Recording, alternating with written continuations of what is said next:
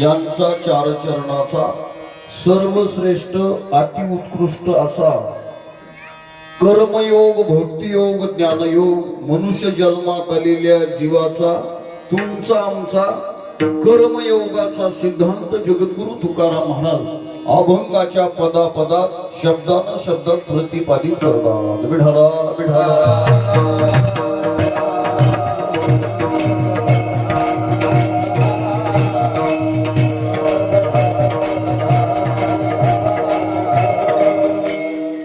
जगद्गुरु तुकाराम महाराज कर्मयोगाचा सिद्धांत सांगत असताना वारकरी संप्रदाय ज्याच्यामध्ये विचाराची पवित्रता आहे, आचार विचार अधिक उच्चार बराबर वारकरी. विठाला विठाला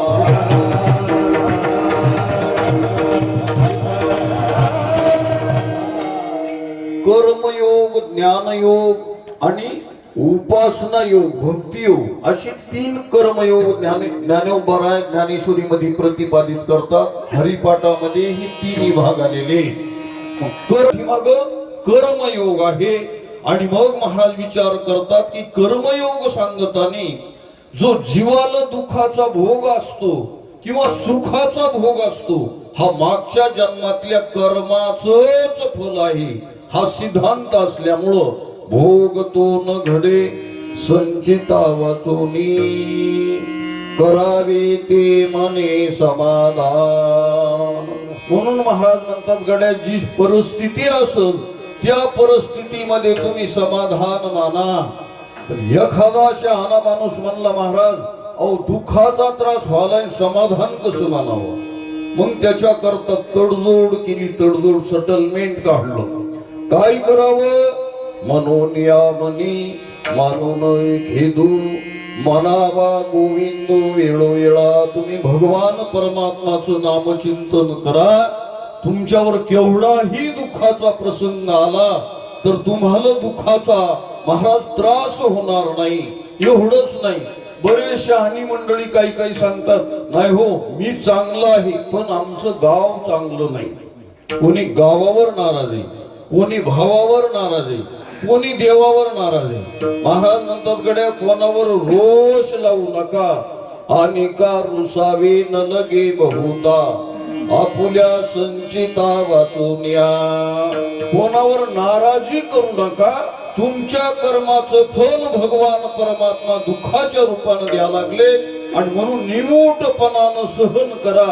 आणि जर सहन होत नसल तर तुका म्हणी भार घातली आवरी होईल कैवारी नारायण. विठाला विठाला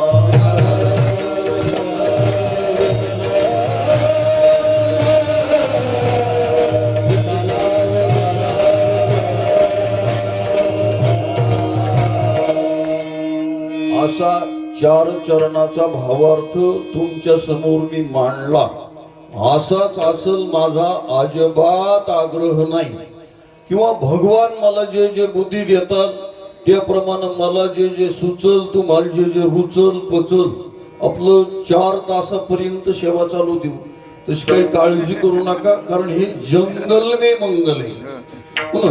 इथं जर पाहिला परिसर तो सायखेडा उम्र आहे की नाही. पुन्हा पूर्णा मातेच्या तटावर भगवान परमात्माच्या कृपा प्रसादानं साधू संतांच्या आशीर्वादानं पूर्णा मातेच्या तटावर या पवित्र असणाऱ्या उमरच्या आणि सायखेड्याच्या शुद्ध बेटावर या कार्यक्रमाचं आयोजन नियोजन ज्यांनी केलं की ज्यांच्या करता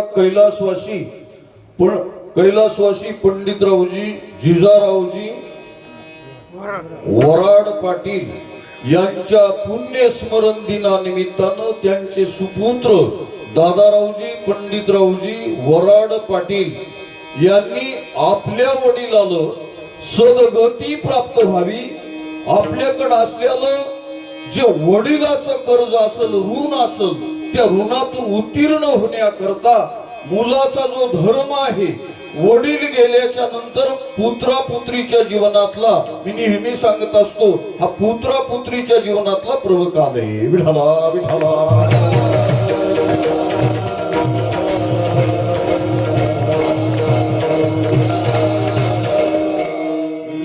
सांगत असतो, जगामध्ये 2-4 प्रवकाल आहेत. आवाज द्या.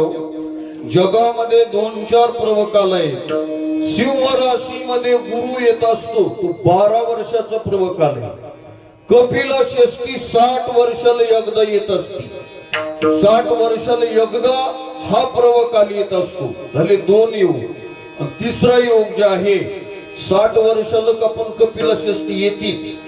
12 वर्षाला सिंह राशीत गुरु आला की सिंहस्थ पर्वणी, महाराज म्हणतात 12 वर्षाला एकदा येते. पण आई वडील जे गेले तर हा प्रवकाल जगामध्ये फक्त एकदा येतो. माता पित्याचा अंतकाळ जन्मात घडी एक येळ, ही धर्माची वेळ अति पवित्र उत्तम. विठाला विठाला.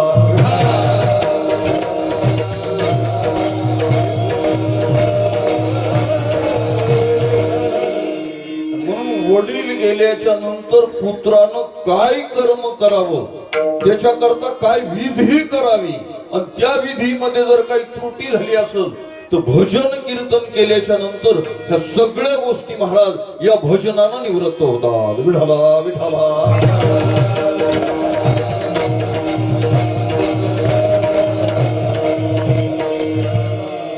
आपल्या वडिलाच्या पुण्यस्मरण दिनानिमित्तानं गेली 10 वर्ष झालं, मी नेहमी सांगतो, इहलोकाची यात्रा परिपूर्ण करून ते आज कैलासवासी पंडितरावजी जिजारावजी गेले.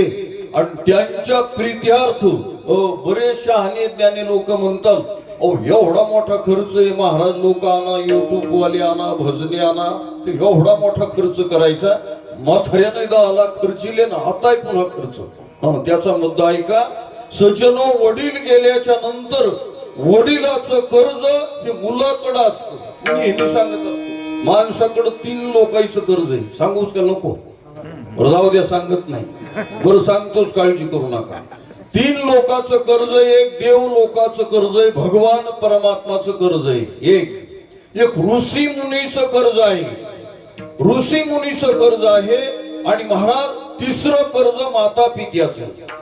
ऋषी मुनीचं कर्ज फेडायचं असेल तर तुम्ही एखाद्या सोहळ्यामध्ये जा, एखाद्या साधूची पुण्यतिथी करा, त्या कर्जातून मुक्ती होती. आणि महाराज म्हणतात, एकादशी धरली, पंढरीची वारी केली, भजन केलं तर पांडुरंगाच्या कर्जातून मुक्ती मिळत असती. पण आई वडिलाच्या कर्जातून मुक्ती करण्याकरता श्राद्ध करावं लागतं, पुण्यतिथी करावं लागते. आणि महाराज असा जर सोहळा केला तर हा मुलगा त्याच्या कर्जातून उत्तीर्ण होतो. विठाला विठाला.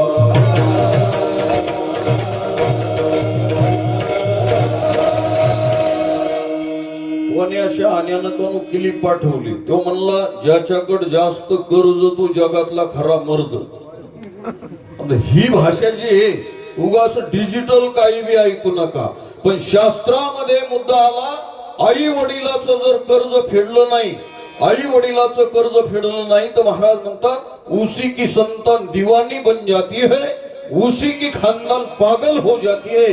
आणि म्हणून माय बापाचा आशीर्वाद हा वडील गेल्याच्या नंतर पाठीवर आशीर्वादाची थाप ज्याच्या जीवनामध्ये असती त्यालाच म्हणतात खरा खानदानी बाप. विठाला विठाला.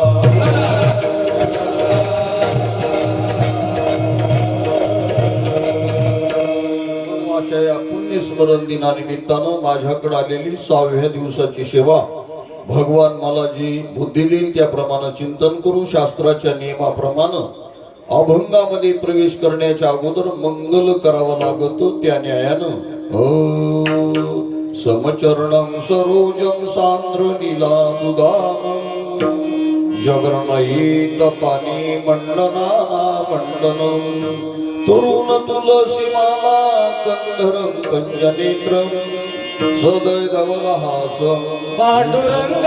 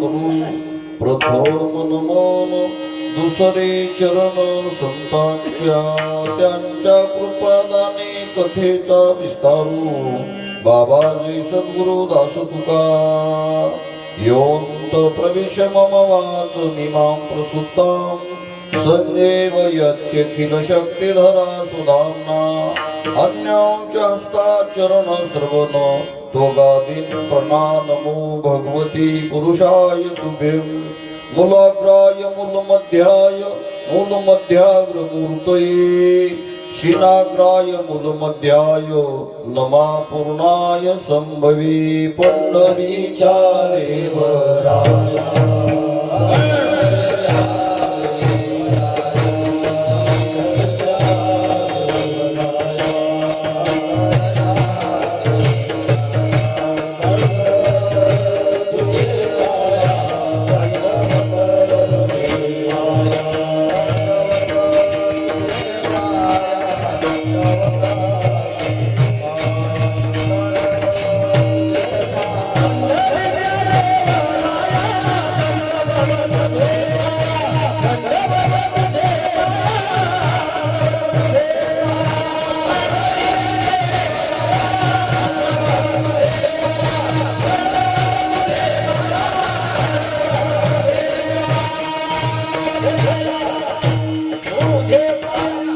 पंढरीच्या देवराया दंडवत तुझ्या पाया अखिल गुणनिदान ब्रह्मांड नायक भगवान परमात्माच्या चरणाला साधू संतांच्या चरणाला आलेल्या सर्व ज्येष्ठ वरिष्ठ महाराज मंडळी श्रोत वृंद वादक साधक गायक नायक सहाय्यक लायक सगळ्यांच्या चरणाला प्रणाम करतो.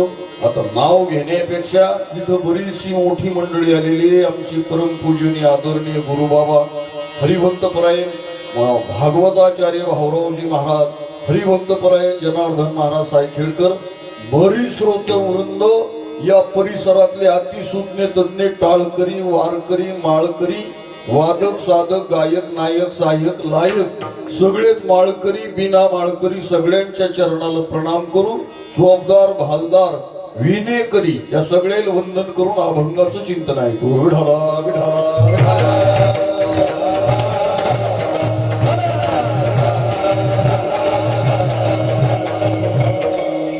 नमस्कारुनी आता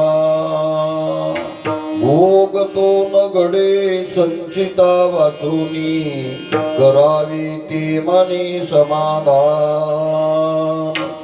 संबंध जर जगताकडे जर नजर टाकली बाबा तर या जगामध्ये आपल्याला तीन गोष्टी आढळतात.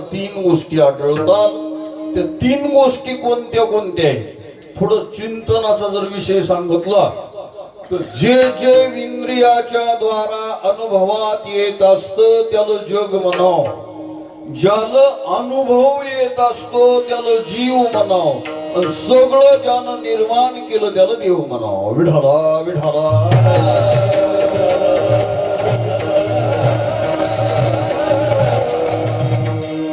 चला हे नाही ध्यानात राहत. जरा सोप्या भाषेत सांगतो. शास्त्रकार सांगतात जो जगत असतो त्याला जीव म्हणाव. काय काय जो जगत असतो त्याला जीव म्हणाव, आणि जो जगवीत असतो त्याला देव म्हणाव, आणि जो जागवत असतो त्याला संत म्हणा. विढाला विढाला जरा नसेल समजलं तर पुन्हा सांगतो. जो जगवत असतो त्याला भगवंत म्हणा, जो जागवत असतो त्याला संत म्हणा, आणि जो जगत असतो त्याला माणसं म्हणा. विठाला विठाला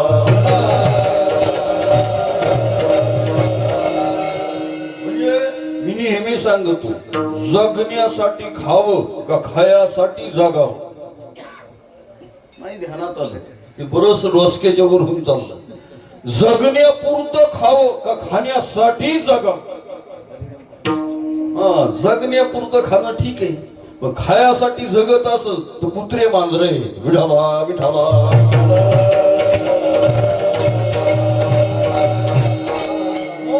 जो जागवत असतात त्याला संत म्हणतात, आणि महाराज म्हणतात जो जगवीत असतो तो भगवंत असतो.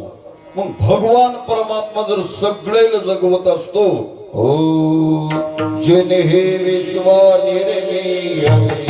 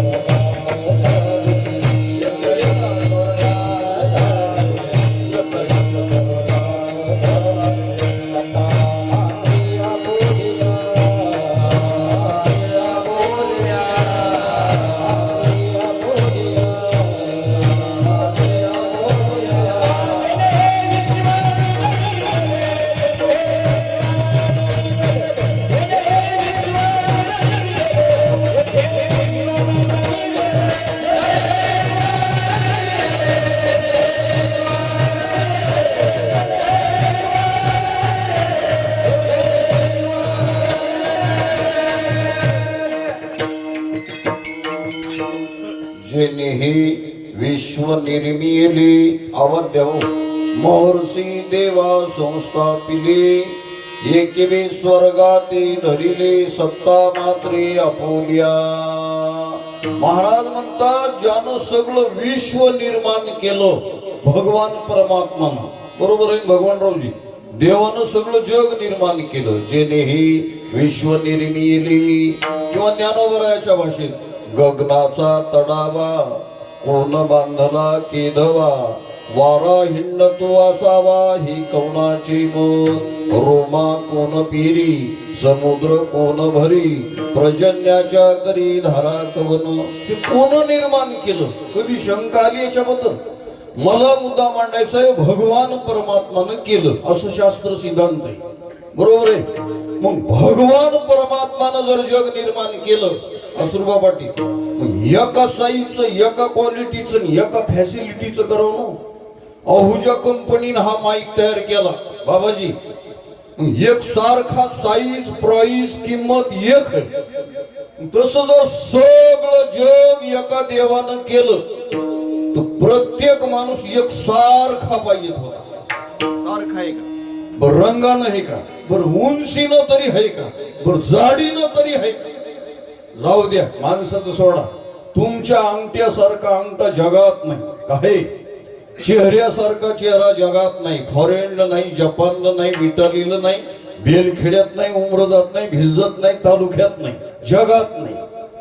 आणि जर असता अलग लक्षात, जर आमचं चुकीचं असलं तर थंब देऊन पहा तुम्ही, आधार कार्ड आधार झाले असते. म्हणजे माणसासारखा माणूस नाही. एक शहाणा उठला म्हणलं देवाची चूक झाली, एका क्वालिटीचे एका फॅसिलिटीचे पाहिजेत होती. मी म्हणलं जर एक साईजचे केले असते ना, एका रंगाचे एका आकाराचे केले असते ना सातपुती, याच्यावर असे नंबर टाकावं लागले असते MH22. 420 नंबर कोणी घेतला नसता. तो भजनेच्या महाराजाच्या मुळावर विठाला विठाला.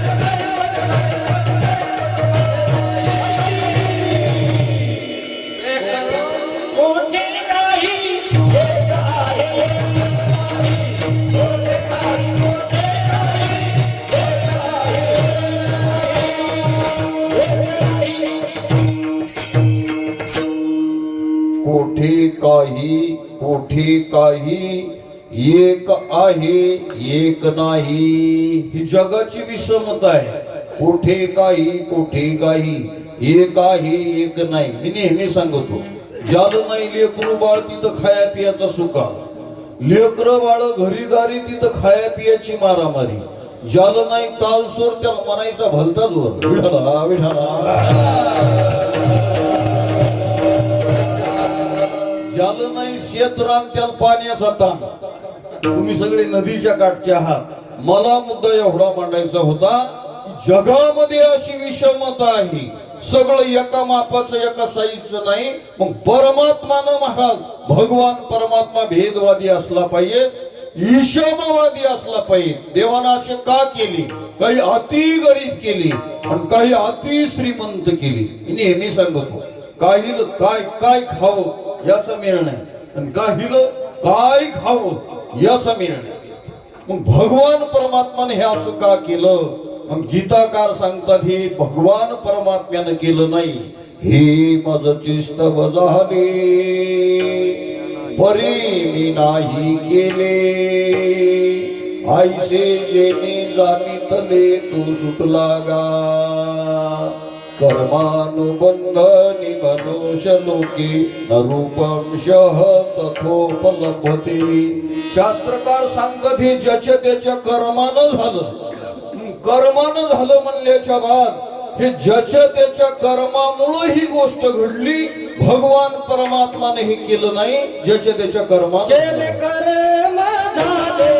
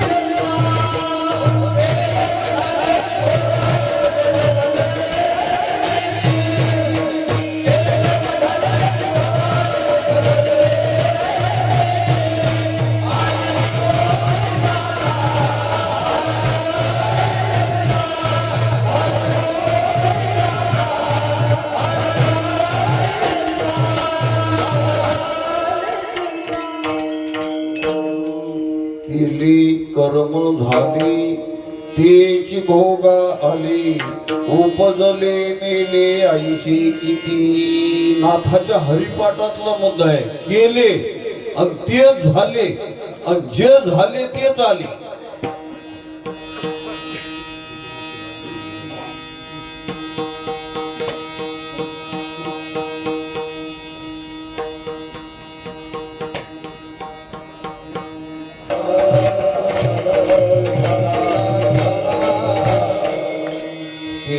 कर्म झाले तेची भोगाले, उपजले मेले आयुषे किती.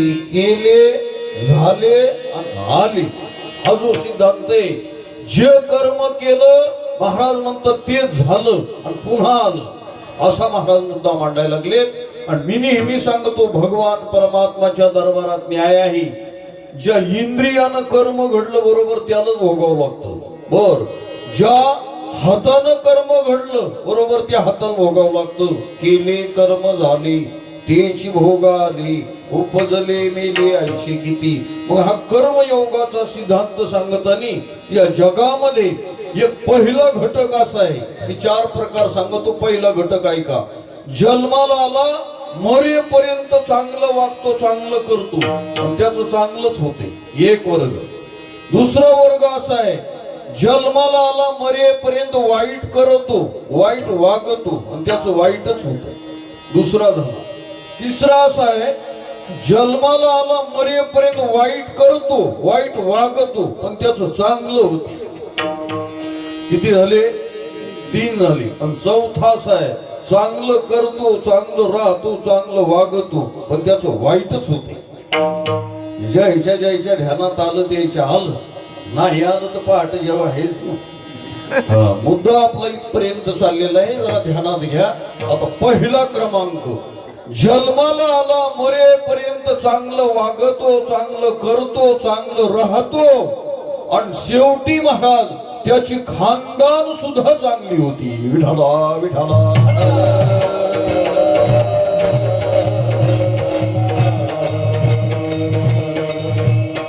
किती चांगलं वागतो.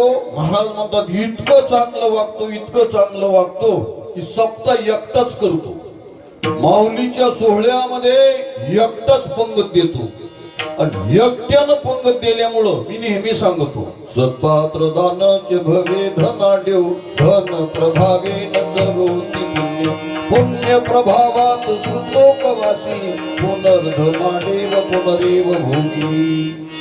म्हणजे धनिकाच्या कुळा जन्माला येतो. धनिकाच्या सुचिनाम श्रीमंता नाम घेही योगो भ्रष्टो भिजायती. श्रीमंताच्या कुळा जन्माला येण्याकरता दान करावं लागत. DRD जन्माला येण्याकरता गावाचं देवाचं खावं लागत. विठाला विठाला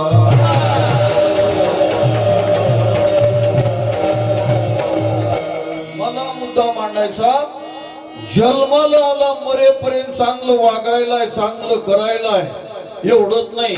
आणि त्याचं मरण गायीच्या धक्क्यानं गंगेच्या प्रवाहामध्ये एवढंच नाही महाराज त्याची खानदान एवढी चांगली होती. शुद्ध बीजा पोटे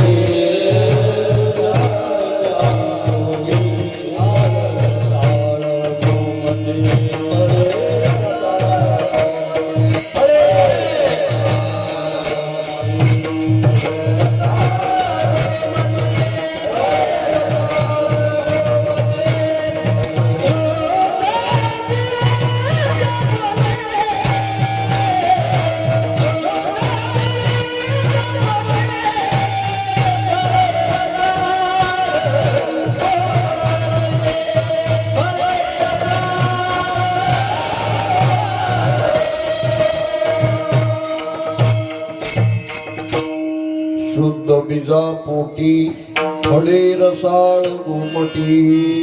पुढी कन्या पुत्र होती जे सात्विक तयाचा हरीख वाटी देवा.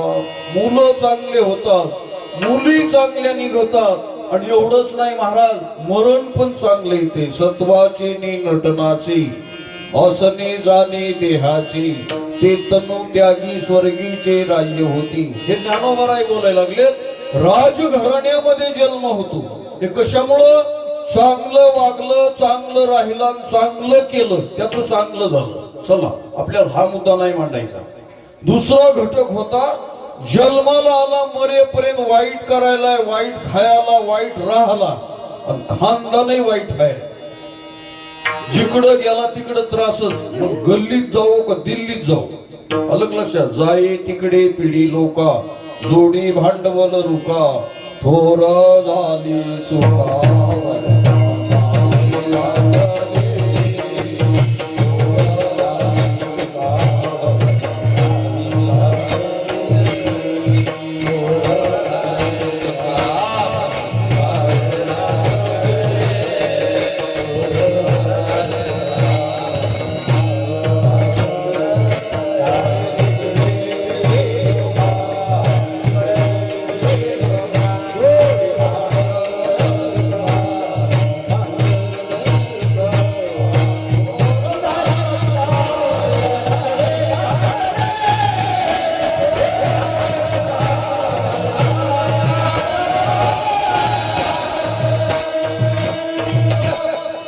जाई तिकडे पिढी लोका जोडी भांडवल रुका थोर झाली चुका वरका नाही घातली भूमी कापे त्याच्या भारी. जमिनीला जे हादरा होते ना भगवानराव या लोकांमुळे जमिनीला हादरा होते. मी काल परवा एक मुद्दा वाचला 16व्या अध्यायातला. तुम्ही जरी चिंतनीय लोक आहात. जगामध्ये पृथ्वीला एनर्जी जे निर्माण होती एक तर संन्यासी सत्पुरुष याज्ञिक जर असल, याज्ञिक सत्पुरुष असल, महाराज म्हणतात सात्विक असल, त्याच्यामुळे त्याच्या एनर्जीवर पृथ्वी वजन वाहती आणि सगळं जे शांत वातावरण चालतं. याज्ञिक असावा, धनिक असावा, सत्कर्म करणारा असावा. या 5 लोकांवर पुन्हा सत्पुरुष असावा, सती असावी. महाराज म्हणतात या 5 जणांच्या वर पृथ्वीचा भार आहे. विठला विठला.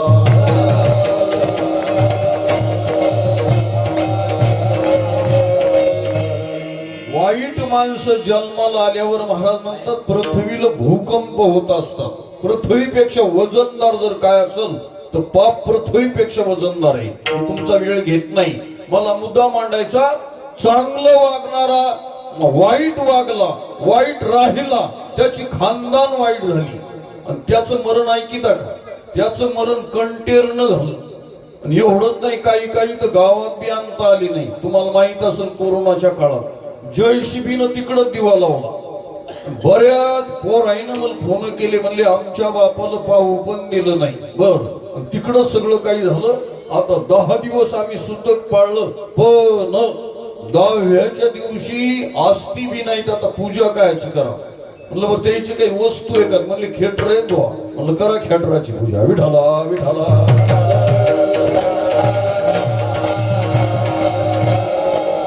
असा प्रसंग का झाला? आवाज द्या हो. असा प्रसंग जीवनामध्ये का झाला? महाराज म्हणतात मागच्या जन्मातलं ते कर्म असल्यामुळं तो झाड का कुर्मी हो या पशु का पक्षी. ज्ञानोबाराय म्हणायला लागले त्याचा जन्म कुठं होईल? तो साप होईल. बरं काय, उकंड्यावर सरोप निघाला सातपती. आमच्या तिकडचे लोक म्हणतात हिच उकंड्यावर निघाला. लोक म्हणतात खेटरच काढा. आता सांगा बरं याच्या घरातलं काही नेलं होतं का त्यांना? मी नेहमी सांगत असतो आखाडची दिवस होती. हे मला सांगा वाटत नाही, तुम्हाला तेच ऐका वाटते. योगायोगानं उन्हाळ्याचे दिवस होते आणि नवीन लग्न झालं होतं. सुनबाई नांदायला आली बाबाजी आणि आखाडचा पहिला पाऊस पडला मिरगाचा आणि सुनबाई नवीन नांदायला आली आणि त्या काळामधलं जुनं घर होतं. आणि योग असा झाला महाराज, मृगाच्या पहिल्या दिवशी ती मिशावाला किडून निघालं. घराणा जरा धार्मिक होता. सासूबाईनं सांगितलं अगं निर्मला तू कुंखाचं भगवान, कुंखाचं भगवान ल हळदी कुंकू आणि फुलं वाहिली. कोणाला? किड्यानं. त्याला काही 10 लाख रुपये दिले नाही, त्या मोबाईल नंबरवर काही पडलं नाही, काही नाही, मेसेज आला नाही. पण त्या महाराज त्या किड्याची पूजा केली दोघीनं. पदराला हात लावून दर्शन घेतलं बरं का. आणि महाराज मृग नक्षत्रातलं ती किडू होतं, मिशावालं होतं. आणि योग असा झाला दुसऱ्या दिवशी त्याच घरात त्याच कोपऱ्यात बराबर मिशावालं किडू निघालं. पण एक भानगड होती, जयशिबीचा आकडा पाठीवर होता. सुनबाईनं सांगितलं मामी आमच्या इकडचं सांगतो मी. सध्या मामी शब्द यादीतूनच गेला. पजई मामी शब्द निघाला नाही. मामी म्हणण्याऐवजी आता सुना आई म्हणायल्या. सासऱ्याला मामा म्हणण्याऐवजी बाबा म्हणायल्या. मी म्हणतो आता तू नवऱ्याला दादा म्हण, म्हणजे सगळा कार्यक्रम झाला. विठाला विठाला.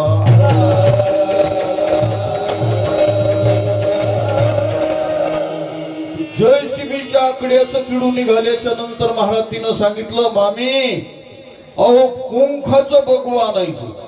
सासूबाईने सांगितलं येडे कुंखाचं बघू नको, खेटर आणूया. सांगा बरं याने याच्या घरातले काही नेले होते का? वाईट कर्म केल्यामुळं विंचवाच्या सापाच्या कुळात जन्माला आला. वाईट केलं, वाईट राहिला, खानदान वाईट झाली आणि त्याचंही वाईट झालं. विठाला विठाला.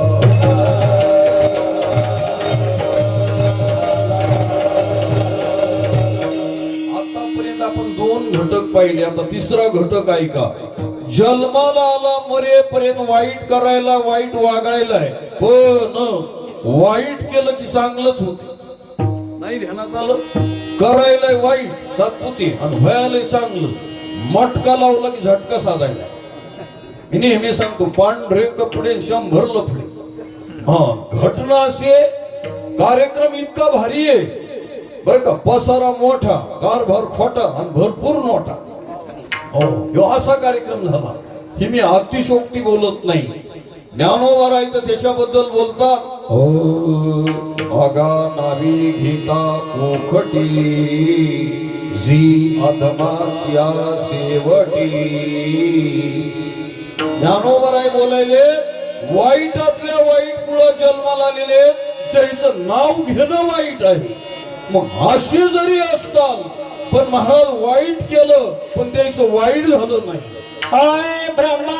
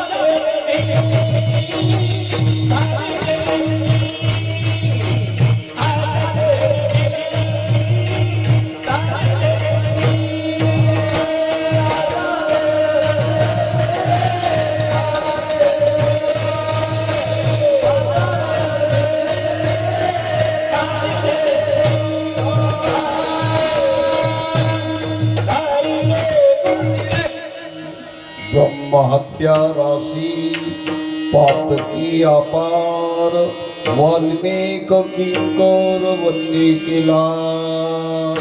आजामेळ भिल्ली तारिली कुंटिनी प्रत्यक्ष पुराणी वंदे केली. तो अभंग पाभंग मैराळ नाव आलेलं आहे. मैराळ जनक कोण कुळ त्याचे महिमान त्याचे काय सांगू. मैराळ जे आहे ना मैराळ ही त्या काळातली मुरुळी होती. हिनं याच्या बाबतीमध्ये जर पाहायचं झालं तर तिच्या बापाचं माईचं नाव सांगता येत नाही. विठाला विठाला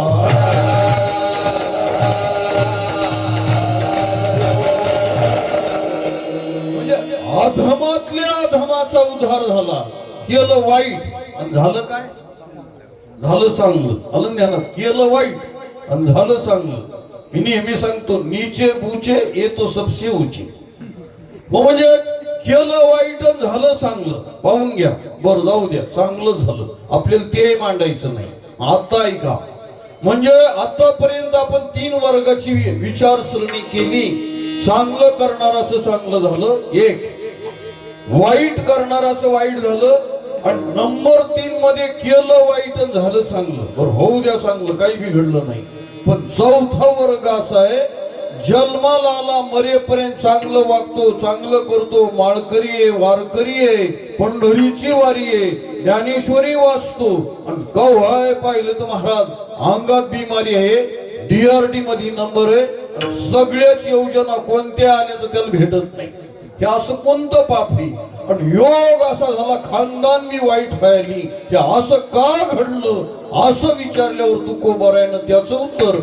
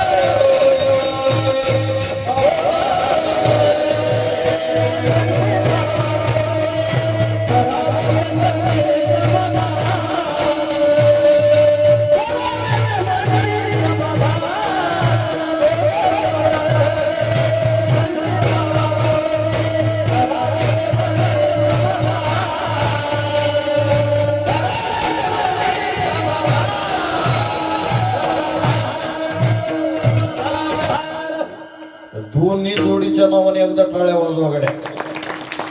मी नेहमी सांगतो, जर कोम जर एवढा मोठा महाराज पावर बाज आहे, याच झाड केवढं झालं पाहिजे. भूमी आतील मार्दव सांगी कोमाची लवट, कानानाचार गौरव सुकुलीनाचे. आता पाहायला गेलं तर यायचं वय काहीच नाही दोघायचं बी, पण यायला आतापर्यंत जर ताल कळाला, आता आमच्या तर 65 वर्ष झाले, तालही कळालं ह्याच्यात ताल आले. सांगण्याचा मुद्दा जर पाहता झाला, म्हणून लहानाले लेकरायचं करावं तेवढं कौतुक आहे. विठाला विठाला.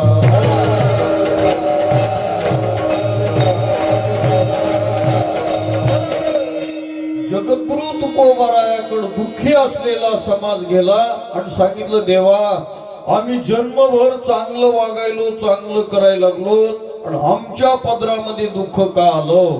भोग तो न घडे संचिता वाचोनी, करावे ते मनी समाधान. तुकाराम महाराज म्हणले, बाबा ज्या अर्थी तुम्हाला दुःख आलं, त्या अर्थी मागच्या जन्मामध्ये काहीतरी वाईट केलेलं आहे, असं ध्यानात घ्या. तुमच्या गाडीवर कुठं ना कुठं तरी फाईन झालेली, आता नाही काही झालं, पण माग कुठं तरी तुम्ही धोका दिलेला आहे. हे जसं आहे तसं महाराज म्हणतात, मागच्या जन्मामधलं हे कर्म आलेलं आहे.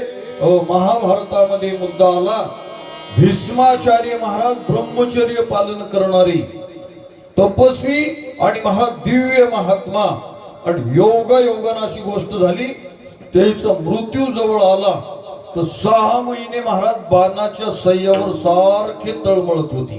मी नेहमी सांगतो, ज्याच्या जीवनामध्ये मरणामध्ये यातना असतात आणि ज्याच्या जगण्यामध्ये दैन्यता नाही आणि ज्याच्या जीवनात यातना नाही, त्याचं नक्की कल्याण झालं. विठाला विठाला.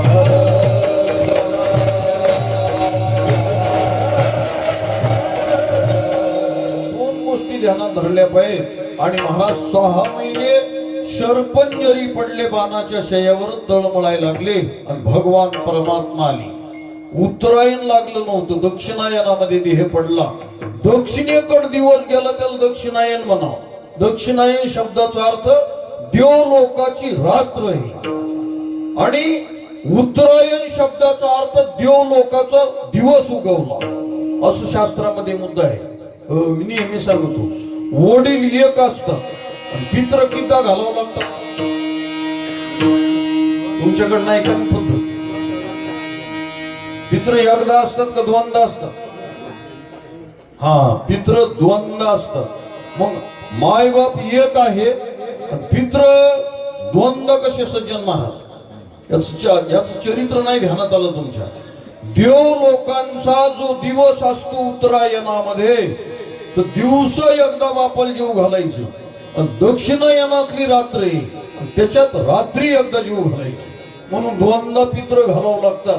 आणि पुन्हा पुण्यतिथी ज्या महिन्यामध्ये आली, बरोबर त्या पुण्यतिथीच्या दिवशी वडील असो का महाराज तो जीवात्मा असो, 1:45 पर्यंत वाट पाहतात. वडिलाची पुण्यतिथी, वडिलाची पुण्यतिथी.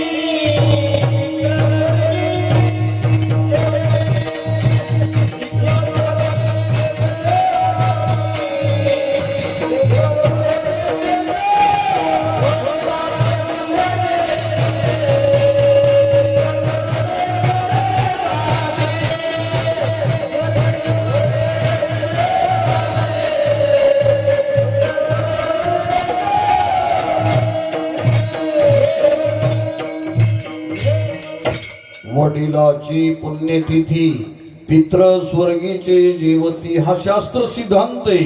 याच्या पाठीमाग प्रोसिजर आहे. उत्तरायणामध्ये भीष्माचार्य सारखे तळमळायला लागले. भगवान परमात्मा आले, आणि भगवान परमात्मा आल्याच्या नंतर भीष्माचार्य म्हणले, देवा तुमच्या दरबारात न्याय नाही. मी नेहमी सांगतो, पण देवाच्या दरबारात न्याय बरं काय. लुटून खाणाराला महाराष्ट्र दिला तरी पुरत नाही, लुटून खाणाराला महाराष्ट्र दिला तरी पुरत नाही, वाटून खाणाराला थोडं असलं तरी सरत नाही. हा सिद्धांत आहे. भीष्माचार्य सांगू लागले, देवा तुमच्या दरबारात न्याय नाही गड्या, तुमच्या दरबारात न्याय नाही. मी धर्मानं वागलो, सदाचरण केलं आणि 6 महिने बाणाच्या शेवर होरपळायलो. देवाकडे उत्तर नाही.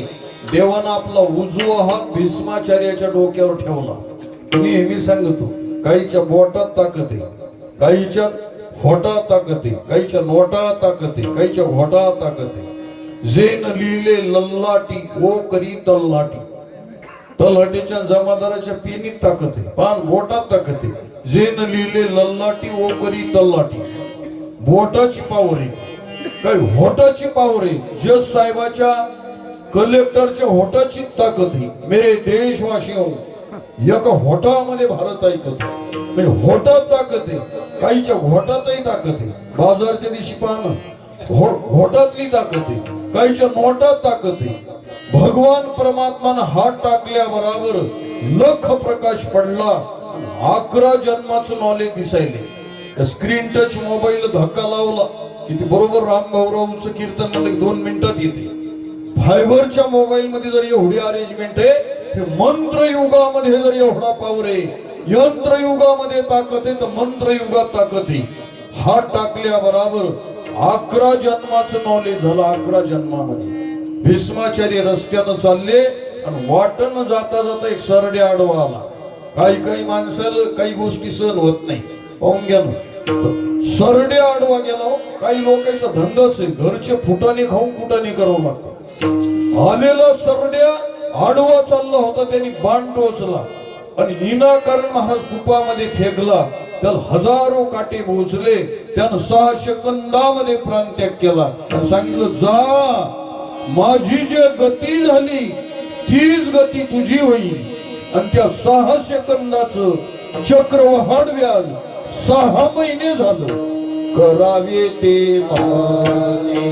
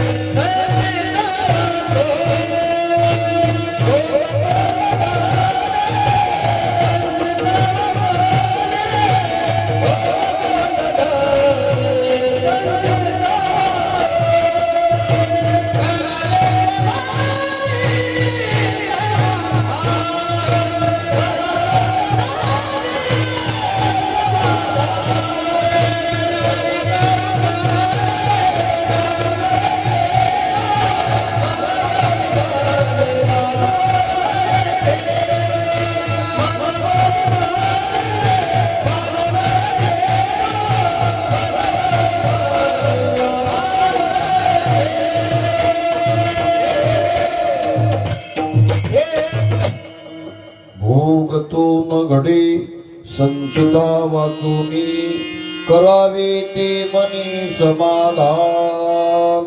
आता दुःखाचा प्रसंग झाला, समाधान माना. कसं माना? डोंगरे महाराज म्हणाले, दुःख जर आलं तर प्रत्येक माणसानं विचार केला पाहिजे. राम सुखदासजी महाराज म्हणायचे, भगवान मुझे बार बार दुःख देकर मेरे संबंध पापों का क्षय कर रे.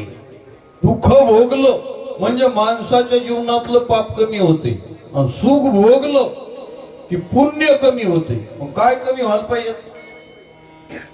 मी म्हणत असो, दिवसभर पाखडलं काही नाही सापडलं. अहो, जीवनामधलं दुःख कमी झालं पाहिजे का सुख कमी झालं पाहिजे? कसं हा, तर मग शास्त्रकार सांगतात, तुम्हाला दुःखाचा भोग झाला की तुमच्या जीवनातलं पाप कमी होत असतं.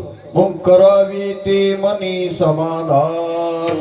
भगवान परमात्मा मला वारंवार दुःख द्याले आणि माझ्या जीवनामध्ये जे काही वाईट केलं होतं ते मी भोगून संपवलो आणि मला नील सर्टिफिकेट द्याले करावे ते मनी समाधान. आणखी महाराज समाधान जर होत नसेल तर मग काय करावं त्याचं उत्तर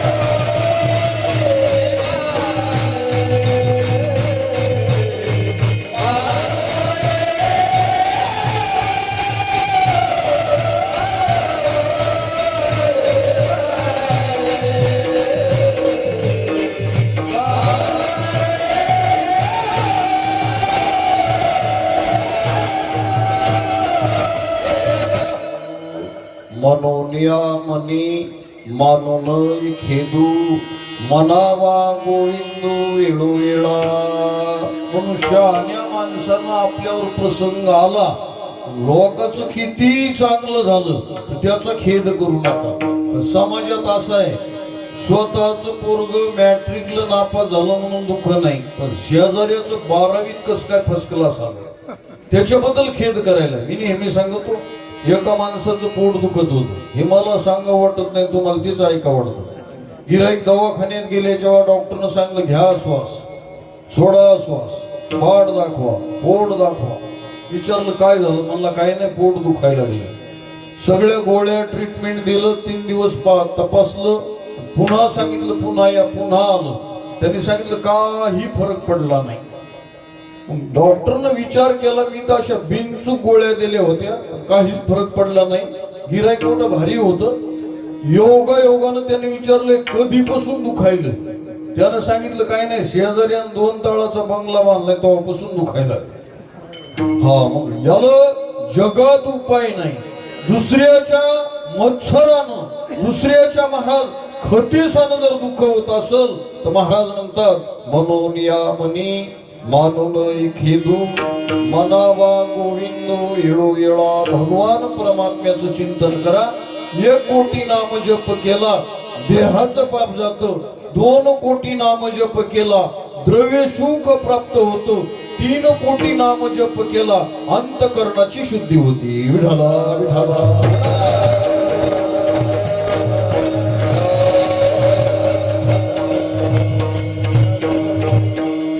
4 कोटी नाम जप केला मन बुद्धी चित्त आणि अहंकार शुद्ध होत असतो. 6 कोटी नाम जप केला सगळे विकार मुक्त होतात. 7-8 कोटी नाम जप केला तर प्रारब्ध नष्ट होतं, क्रियामान नष्ट होतं आणि महाराज म्हणतात 11 ते 12 कोटी नाम जप झाला परमात्माचं दर्शन होतंय. विठाला विठाला.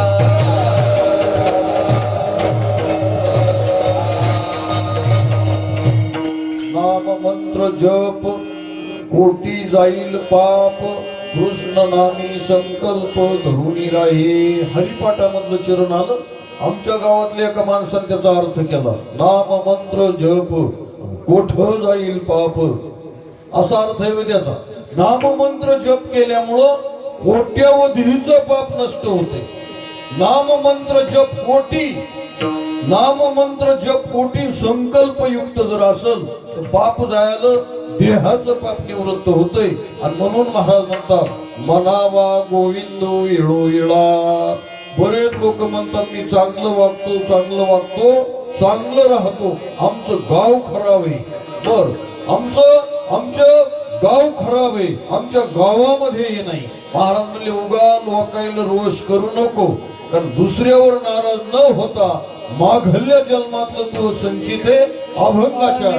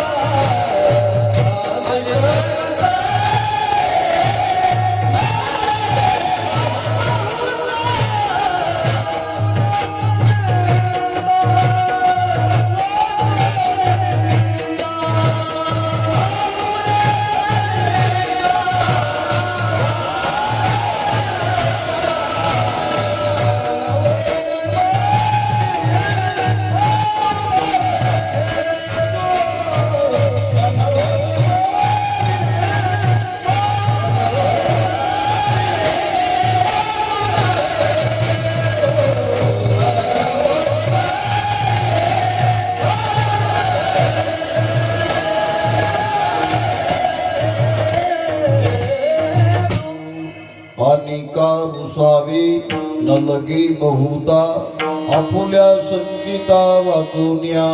मग दुसऱ्यावर रागावू नका, पण जगात जर पाहसाल ना, मी नेहमी सांगतो जगामध्ये दुसऱ्याचं पाहाल गेले तर एकापेक्षा एक चांगले. एक माणूस सायखेडे कुणीकडे आला, त्या सप्त्याकडे आला, त्याला गिराईक भेटलं, विचारलं आप कहा जा रहे. त्याने सांगितलं मी सप्त्याला चाललो. आणि कशामुळं? काय सांगता तुम्हाला आमची भानगड तुम्ही विचारू नये ना आम्ही सांगू नये. झालं काय? म्हणलं काय नाही, पत्नीचं माझं कत्तही पटत नाही. बाबाजी जराशी कुरकुर कशाहून ना कशाहून झाली की ती माहेरालाच जात. त्याच्यामुळं आता जेवाय खायची सोय नाही. वाटते चला इथल्या मळ्यात तरी सप्ताह इथं तर जेवायची सोय होईल. ती गिऱ्हाईक निघाल. इकडून घटना अशी घडली, दुसऱ्या मार्गानं दुसरं आलं, त्याचा जे हरी झाला. आप कहा जा रहे? ते म्हणे सप्त्याला चाललो. म्हणजे तुम्ही कस काय आले इकडं? ते म्हणे आमचं तुम्ही विचारू नका. पहिल्यानं काय करायला सांगितलं, म्हणलं आमचं जरा जरा कुरबुर झाली की आमची घरची माहेराला जाती, जेवायची सोय नाही. त्याला विचारलं तू कसं काय? तो म्हणला हे बघा तू तरी बरं आहे, आमची जराशी कुरबुर झाली की माहेरच्या 14-15 घेऊन येत, ते गावात आणली म्हणून मी आलो. म्हणजे तुम्ही प्रत्येकाकडे गेले, ज्याला लेकरू बाळ नाही त्याला विचारावं कसं काय? ते म्हणलं काय करता, लेकरू नाही बाळ नाही, उगा सगळा ताप झाला. ज्याला एक आहे त्याला विचारावं, मग एका लेकराचं काय खरंय? 4 लेकरं होती, त्याला विचारावं तुमचं कसं काय? म्हणलं मग काय विचारता तुम्ही, 4 जण आहेत पण एकही कामाचं नाही. एकाला 12 होती. मी सांगत असतो बिन पुताची कुत होती, 4 पुताची कुत होती आणि 12 पुताची कुत होती. आता 12 लेकरं असणाऱ्याचं बरं असावं ना. त्याला विचारावं आप्पा कसं काय तुम्ही हातान भाकरी करायली? म्हणजे तुम्हाला काय सांगता, 12 पोर आहेत आणि 12 ठिकाणावर, एक अहमदाबादले, हैदराबादले, एक अमेरिकेले. आणि योग असा आहे त्याच्या पत्नीची डिलिव्हरी झाली की आमच्या घरच्या तिथं स्वयंपाक करायला जावं लागतं. आणि मग आता वर्षभर असेल नाही, मला 12 महिने असंच. म्हणजे 12 जणांचं तसं आहे. आणि म्हणून महाराज म्हणतात गड्या कोणावर रागवू नका. आणि का रुसावी न लगे बहुता आपुल्या संचिता वाचून या. विठाला विठाला.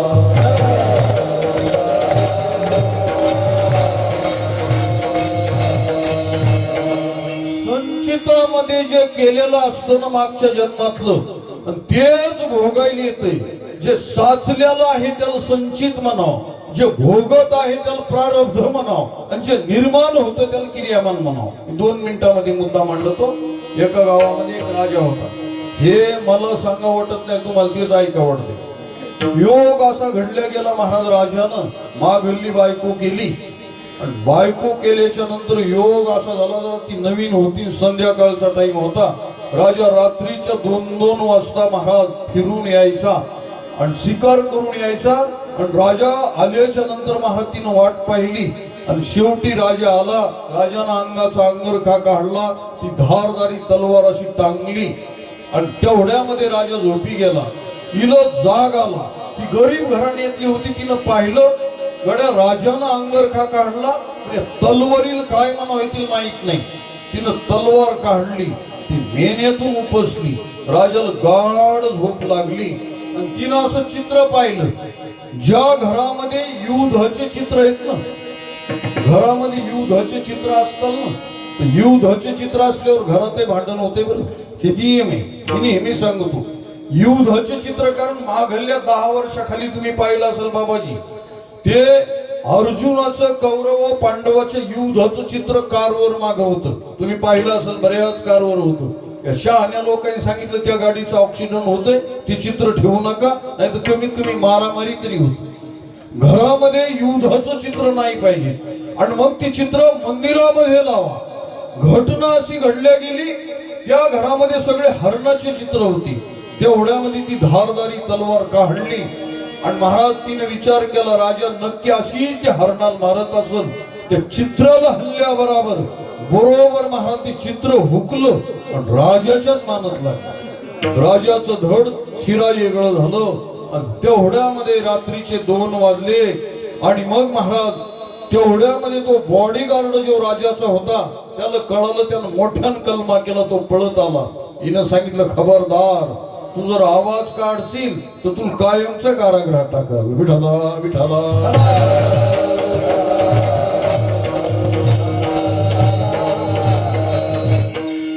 शेवटी महाराज नाईलाज झाला. शेवटी ही मोठ्यानं आरडली आणि सांगितलं, धावा धावा, पळा पळा. या बॉडीगार्डनं माझा मालक मारला, राजा मारला आणि महाराज हे 2 जण आले, त्यांची काय बाचाबाची झाली, मी मधी पडाय गेले, यानं राजाचा शिरछेद केला. सगळं गाव जमा झालं महाराज. आणि गाव जमा झाल्याच्या बाद शेवटी त्याच्यावर आरोप आला. मागचा पुढचा विचार त्या पोराईन केला नाही. त्याचे 2 हात छाटले आणि एका जंगलामध्ये काढून दिला. ही त्या काळातली शिक्षा होती. 2 हात तोडले आणि जंगलामध्ये काढून दिल्याच्या नंतर त्या जंगलामध्ये एक ऋषी होती, ऋषी पत्नी होत्या. पण योग असा झाला, 2-4 महिन्याला सगळी मंडळी त्या ऋषीकडे जायची, काही विचारायला प्रत्येक जण जायचं. हजारो लोक आलेले. हे हात तुटलेलं याला वाटलं आपला एकदा हात दाखवून पाहावंच, हात नसेल तरी पण विचारावंच. सगळी मंडळी आली. सगळी मंडळी महाराज 3-4 वाजता सकाळच्या निघून चालली संध्याकाळच्या आणि हे एकटं हात तुटलेलं बसलं. त्या दोघांची नवरा बायकोचं इतकं कडाक्याचं बाबाजी भांडण झालं, इतकं भांडण झालं त्या दोघांचं. कोणाचं? त्या ऋषीचं, ऋषीच्या पत्नीचं. हे हात तुटल्यावालं जे होतं, बायको एवढ्यानं भांडायला लागली आणि ह्यो मुकाट्यानं होता. हिने हे मी सांगतो, ज्याची बायको मुकी तो जग सुखी, ज्याची बायको बोलकी त्याच्या जीवनाची नक्की ढोलकी. तेवढ्यानं महाराज हात तुटलेल्याने विचार करायला, अरे याला याच्या बायकोचं याच पटत नाही, हे आपलं काय दिवा लावणार आहे. हे उठलं राग निघालं. तेवढ्यामध्ये त्यानं सांगितलं, तुम्ही जे आला होतात बसा बसा. तुम्हाला माहित नाही, मागच्या जन्मामध्ये माझी पत्नी गाढवीन होती आणि मी कावळा होतो. मी निष्कारण तिला डंक मारली. पुजारी, कोणाला डंक मारले? गाढविनीला, कावळ्यानं. आणि मग महाराज मागच्या जन्मातला वचपा काढण्यासाठी ही बायको झाली आणि त्याच्यात मी मुका आहे हे त्याच्या ध्यानात आलं. एवढं सहन का करले? म्हणजे मागल्या जन्मातलं हे तसं कारण असल्यामुळं आता बोलता येईल. घरी जे प्रकरण होते का, ही कथा तुमची आमची. ह्यो जो कार्यक्रम आहे, ज्याच्या घरामध्ये ह्या अशा भानगडी निर्माण होतात, हे मागल्या जन्मातला वचपा आहे. विठला विठला.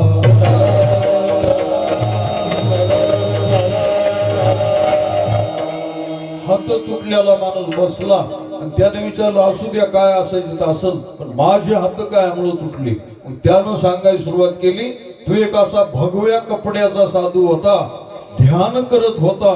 योगानं महाराज एक गाय कसायाच्या हातातून निष्ठली आणि तू याजवळ आली आणि त्यावेळेस तुला विचारलं त्या कसायानं गाय कोणीकडे गेली, तू सांगितलं गाय इकडून आली आणि इकडं गेली, म्हणून तू हे दोन्ही हात तुटले. ती गाय दुसरी तिसरी कोणी नव्हती, ती राजानं केलेली माघल्ली बायको ही गाय झाली होती. आणि तो कसाई जे होता तो राजा होता. या गायीनं त्यानं मारल्यामुळं माघल्ल्या जन्मामधलं महाराज ती गाय जी झाली होती ती राजाची मागची बायको होती. न कळत तलवार जी तुटली ही माघल्ल्या जन्मामध्ये यानं मारल्यामुळं तिनं त्याला मारलं. विठला विठला.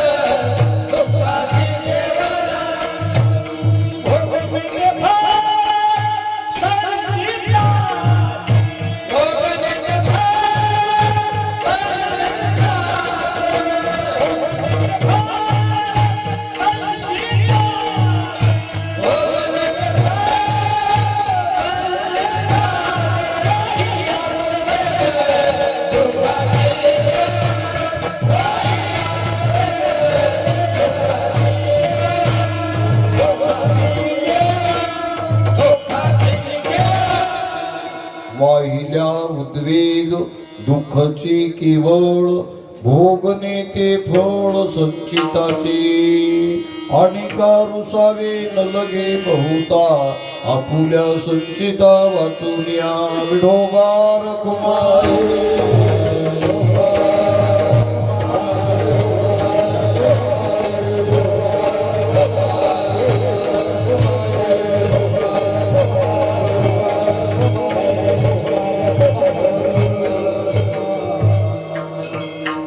आपण दोन चरण सोडले त्याला बऱ्याच जणांना वाटतंय की विठ्ठल विठ्ठल केलं तर टाळ्याची टाळाटाळ केली. मला मुद्दा मांडायचा, मारोतराव महाराज सांगायचे डांभ्यात का ठळ्या नेला तरी कंस खाईना तर मोंडवाड्यात काय दिवा लावून. तसं सगळी माणसं इथं मुद्दाम होऊन आली तरी टाळ्याची टाळाटाळ करतात. मी नेहमी सांगतो टाळी विठ्ठल विठ्ठल नावानं जर वाजवली तर या टाळीमध्ये असा पावर आहे, अगोदर एकदा विसीजी करा आणि नंतर विसीजी करा, तपासा. 200 टाळ्या वाजवल्याच्या नंतर किती हाय बीपी जरी असेल तर त्याचं लेवल योग्य येते. हे विठ्ठल नामाची ताकद आहे. फॉरेनच्या डॉक्टरने याच्यावर रिझल्ट केला. पण मी सांगत असतो ज्याच्या गावात गंगा त्याच्या गुडघ्याला सांगा. हे संशोधन भारी आहे. म्हणून सगळ्या जणांना माझी विनंती आहे की तुम्ही एकदा विठ्ठल विठ्ठल म्हणताना सगळेजण वर हात करून एकदा विठोबा रुक्माईचं भजन करू. आणि त्याच्यानंतर महाराज चोपदाराचं म्हणणं होतं की माऊलीचं भजन राहिलं हे माझ्या ध्यानात आहे. ही गोष्ट माझ्या ध्यानात असल्यामुळं सगळ्या जणांना एकदा विनंती आहे की विठोबा रुक्माईचं भजन करू. विठोबा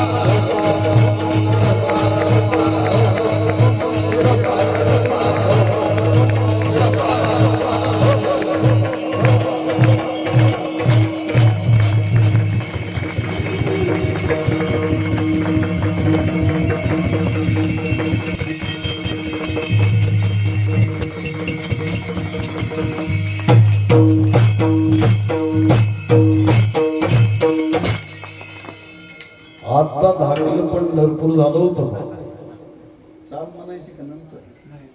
अनेका रुसावे नलगे बहुता आपुल्या संचिता वाचुनिया. शास्त्रामध्ये असे कितीतरी पुरावे देता येतात.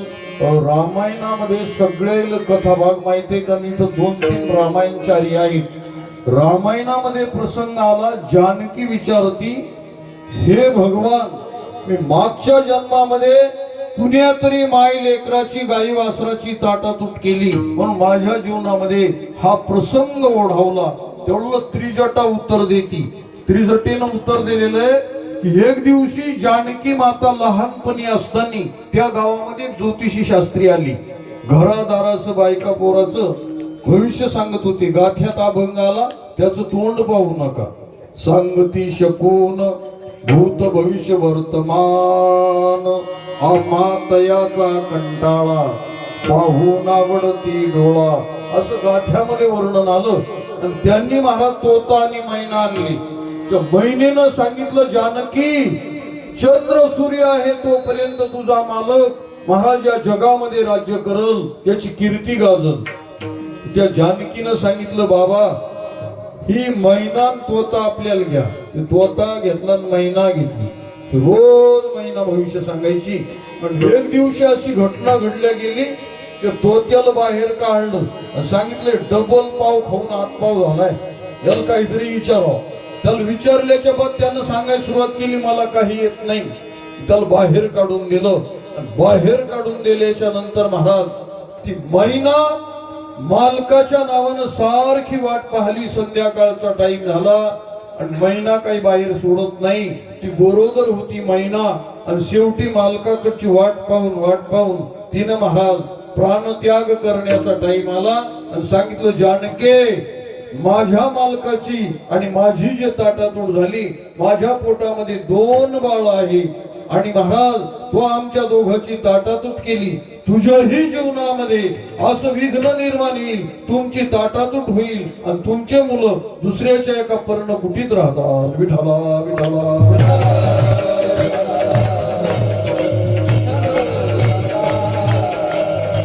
अनेका रुसावे नलगे बहुता आपुल्या संचिता वाचुनिया. म्हणून संचितातला भोग समाप्त होत नाही, कर्माचा भोग भोगावोच लागतो, हा सिद्धांत आहे.